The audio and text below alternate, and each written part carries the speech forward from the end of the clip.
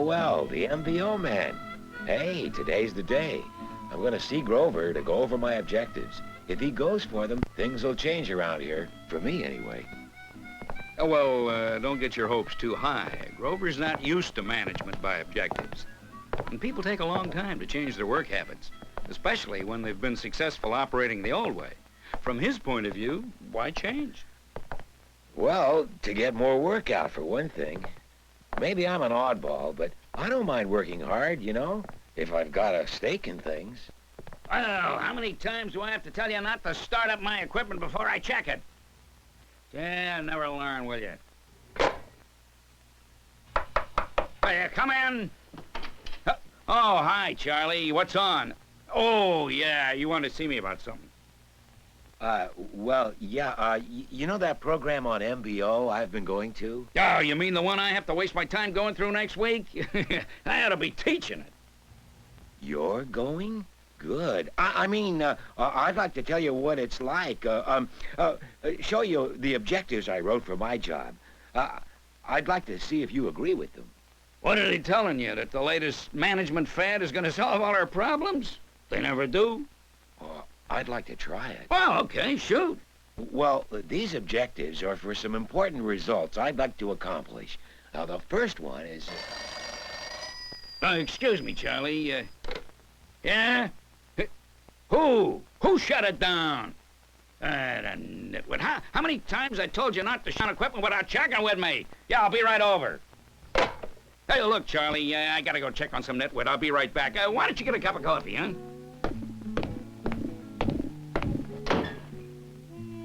MBO. You think something like this will make some changes?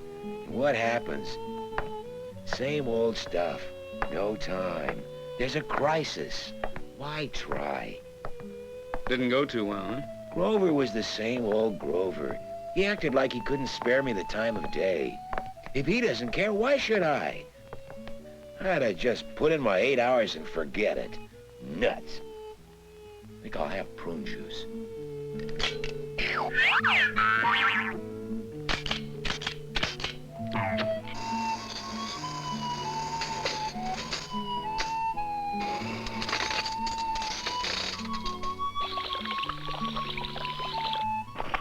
What choice? I mean, he could have at least listened to me.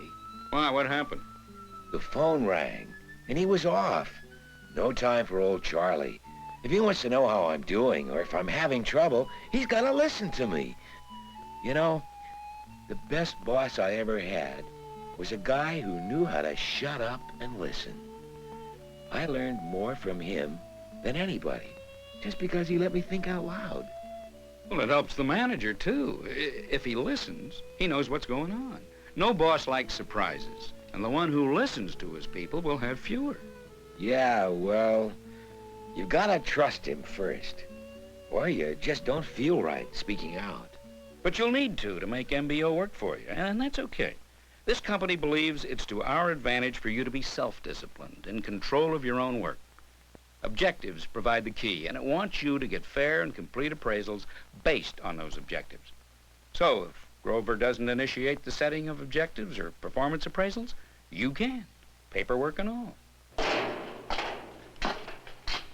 You'll have to wait a moment. I'm having trouble with the apricot nectar.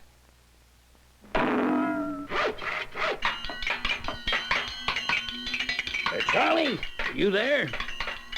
Charlie, I have an idea. Leave it to me.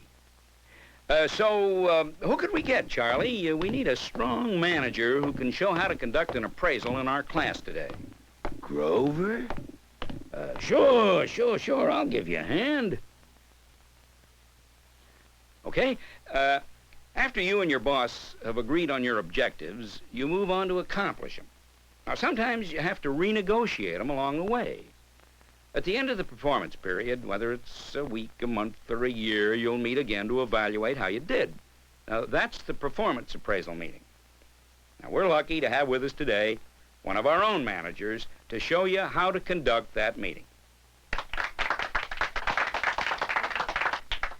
We'll assume that Charlie here has been working on his objectives for several months now. He's done a good job overall, but hasn't met several of the deadlines he set for himself.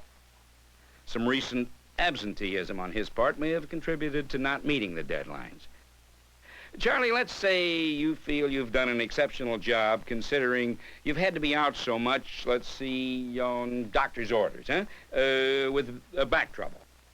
Me? I haven't been sick a day. Now, Mr. Grover, for the benefit of the group here, if you don't mind, I'd like to outline some of the things I'm sure you'll be showing us. First, 1, prepare in advance by reviewing the objectives of your people. Yeah, here, let me look at those things there, Charlie. 2, have facts ready to back up your opinions about the employee's performance. All projects completed, 3 past deadline, absenteeism a problem. And 3, give the employee enough time to prepare too. May I? Sure. Then 4, set aside 1 to 2 hours without interruptions for the talk. Tell secretary to hold calls and visitors. When the employee arrives, 5, take the time to put him at ease. 6, explain why you're having the appraisal. Company policy requires that you... And then 7, ask the employee to review his performance against the objectives. Give him a real chance to talk, to explain how he thinks he did and why any objectives may not have been met. Then 8, compare your evaluation of his performance. If they don't match, back up your evaluation with facts. 9, find out what his plans for improvements are and get his commitment to specific improvement action. His plans? Yeah, well, that's the only way to get real agreement on new objectives for the next period. Oh, yeah, right, yeah. 10, keep the talk positive.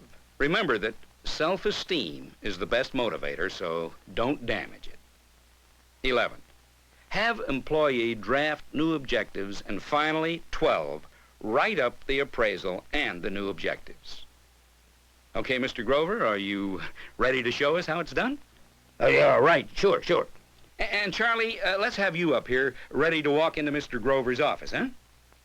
Oh, this is worse than the real thing. Come on in. Oh, hi, Charlie. Have a seat. Okay, thanks. Bad day for an appraisal, isn't it? With so much going on in the plant. Yeah, that's right, but this is important enough to do right. So I've asked my secretary to hold all calls and visitors. I hope we can talk freely, Charlie. Be honest with each other. I'm interested to know what's on your mind, and I'd like you to know what's on mine, okay? Oh, sure. As you know, it's a company policy to review performance, at least once a year. Now, I've gone over your objectives, and I'd like to know how you feel you've done on them. Then I'd like to compare my review with yours. That is, to see if we agree. Okay. I think I've done pretty well, actually. Met all my objectives. For one thing, it really helped to know exactly what I was shooting for. That first objective, to post a schedule of maintenance projects, that was a dilly because I couldn't get people to tell me soon enough what equipment needed work. Well, how'd you solve that? Well, I talked to the operators and explained how they could benefit by less downtime on the equipment and that regularly scheduled maintenance could help accomplish that. Good, that's good, Charlie. And on this second objective, to reduce overtime, that was a tough one, too. Took me longer than I thought. My back's been acting up, you know, and I was out for a while. The overtime added up while I was gone. You need to be here to control it? Oh, I did then. That was before I got the work schedule better. Now it pretty much limits itself. Anyway, we're holding it at the division goal. And the third objective, to praise your people, those are all finished? Oh, well, all but one. Got behind on them a bit. My back, you know. It does concern me, Charlie, that your absence has interfered with these deadlines. You did miss 2 of them. Well, yeah, I know, but, well, what could I do about it? I've always had this back trouble.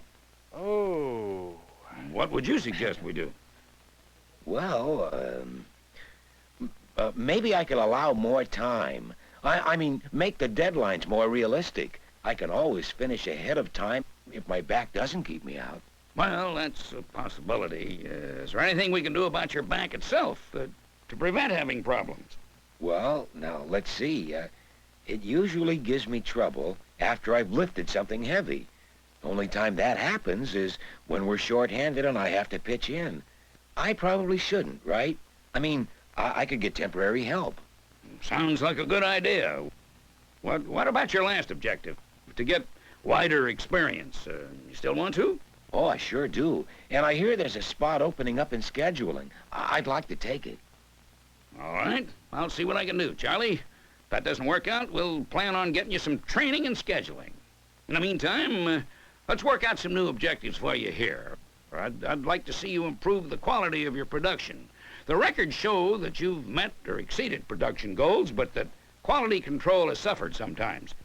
I'd like to see you meet both production and quality goals. Impossible. It's one or the other. Take your pick. Well, I think you can handle it. I know it'll be difficult, but you've licked tough problems before.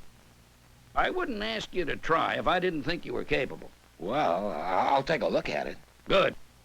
And when you're ready, write an objective for what you think you can do with that one, okay? I think you can handle it. Is that it, then? For now, yeah. Why don't you write up some new objectives, and we'll go over them tomorrow, huh? In the meantime, I'll check on that other job for you. I hate to lose you, Charlie. You're a good man. But I agree the extra experience would be good for you. And for the plant. Thanks, Charlie, for coming in. Well, how's that? Well, why not ask Charlie? Well, Charlie? Uh-huh. That was real fine, Mr. Grover. But it wasn't what I call the real you. But it could be. Why not? Yeah, why not? Sure, it was easier doing an appraisal with those objective things to talk about instead of the mishmash we used to have to say. Hey, why don't we go take another look at those objectives, Charlie? Buy you a cup of prune juice? Sometimes you have to get a little cornball to make a point.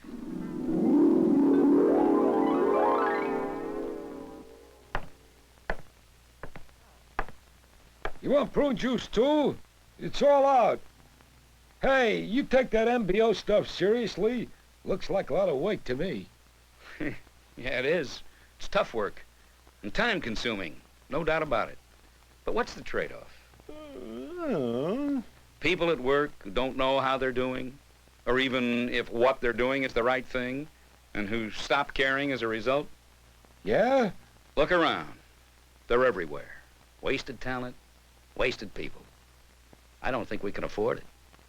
Unless we've stopped caring, too.